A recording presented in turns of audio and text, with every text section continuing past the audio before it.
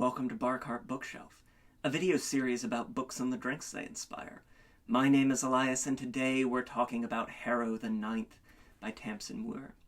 Last week, we talked about Book 1 in the Locked Tomb series, Gideon the Ninth, and later this month, we will be talking about Book 3, Nona the Ninth, as we sort of celebrate what I'm calling Undead Girl Autumn here on Barcart Bookshelf. We'll be seeing a little bit more of that as we head into October and November as well.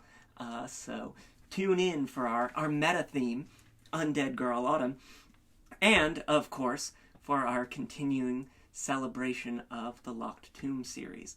And so while I spend my afternoon eagerly awaiting my copy of Nona the Ninth, we can all sit, chat, and think about Book 2, Harrow the Ninth, which is a deliciously, insanely, madly delirious delight.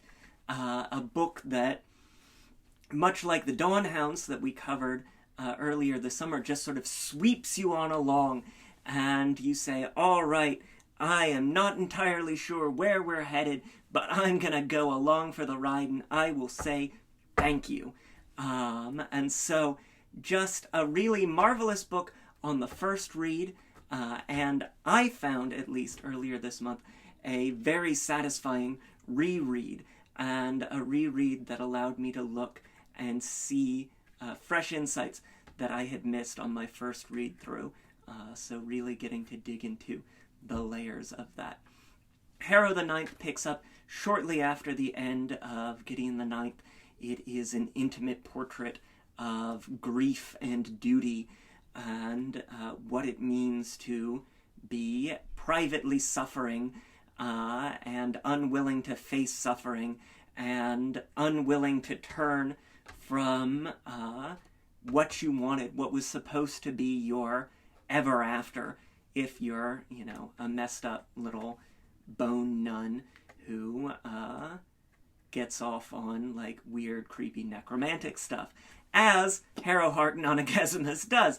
And what a wonderful little freak, what a wonderful little pinched little necromancer, bony bone nun she is. Oh, just these necromancers, they're so nasty, and I like them.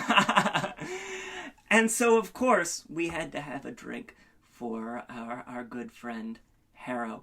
And you'll notice it's very different from our drink last week, where we had all the bright tropical fruits, those wonderful oranges and fresh flavors for Gideon. We've got a very pared down sort of simplicity and elegance for Harrow. It's also an opportunity for us to think about why it is that we don't just make what a character would ask for or choose to drink for themselves on Barcart Bookshelf, because if Harrowheart had her way, then I would be serving you all a cup of tepid water. And we hold ourselves to a higher standard than that here. So, without any further ado, why don't we turn to this week's drink? This is the Ninth Saint. It's a martini riff in honor of Harrow the Ninth, and it's going to be a nice, austere, stirred cocktail. So we're going to start with 2.5 ounces of gin. The majority of Harrow the Ninth takes place in a space mausoleum on the far end of the universe, and one of the images that sort of stuck with me in the sense that I continued to get was dried wreaths and dried flowers and this sort of desiccant gloom amid this ship, the Mithraeum, in service to John, the Prince Undying, the holy god of the 9 houses. And so I wanted to get some of this sort of herbal quality, but also this sort of darkness and depth of being at the edge of space and on this sort of border of the river of death, And so I think we get at some of that first with our gin, using that old Tom, sort of older style of gin, and then for a very classic ingredient, one that you'll see called for in some absolutely vintage cocktails, Creme De Violette. This is going to be our sort of sweetener for our cocktail, and it's going to be very richly floral, very perfumed.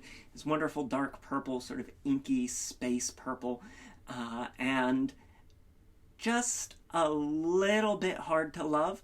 It is going to be a prickly ingredient and a prickly drink overall, but Harrow herself is generously described as prickly, so I think it all comes together very nicely. We're gonna get half an ounce of that, gonna darken things up. Lovely. And that just sort of perfumed aroma wafts up from our mixing glass. Wonderful. And finally, we've got our little seasoning for the cocktail. These are the Pooter Smoke and Salt bitters from our friends at Crude. It's going to bring a touch of smokiness, this sort of incense and salt, like tears of grief, and just this wonderful aroma and sense of profound stillness that I found to be sort of a through line for the book, and especially for the setting, this space station, the Mithraeum.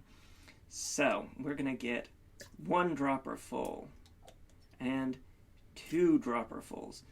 As always, a little goes a long way. Easy to add more, hard to add less. If you're feeling a little apprehensive about these bitters, start with just 1 dropperful and see how you go from there. So there you have it. We've got our nice inky purple cocktail in our mixing glass. We're going to add our ice now, and we are going to stir our 9th saint up. And we could shake a drink for our 9th saint, but she's having a hard time of it, so we're going to do a little less agitation here, and we are going to do that stirring as we would really expect with one of these sort of cocktails where all of our ingredients are either, an alcohol or an alcohol-based modifier, as with the bitters. So your classic cocktails like a Manhattan, a Martini, Negroni, all of these are stirred, as is our 9th saint. And that's a good solid stir on there. Julep strainer, get that over the edge and pour into our cocktail glass. Wonderful. And you can see a wonderfully dark sort of purple to our drink, a whisper of florality and smoke still floating through the air, and the promise of something to sip on as you wander the halls of the Mithraeum. And so now, there you have it. This is the 9th saint in honor of Harrow the Ninth by Tamsyn Muir. Harrow the Ninth is available now. Got a link to snag the book down below, as well as links to the Boston Shaker, where we get all of our tools and ingredients here on Bar Cart Bookshelf, to Twitter and Instagram, where we have a written version of today's recipe. Try the drink. Let me know what you think. Hit that subscribe button. Hit that like button. Comment down below to tell me your Nona theories, to tell me your thoughts about Harrow. We will be back later this month with a mocktail inspired by Nona the Ninth. And so without any further ado, I'm going to go and wait by the door for my copy of Nona to arrive, sip on my 9th saint, and say until next time, cheers.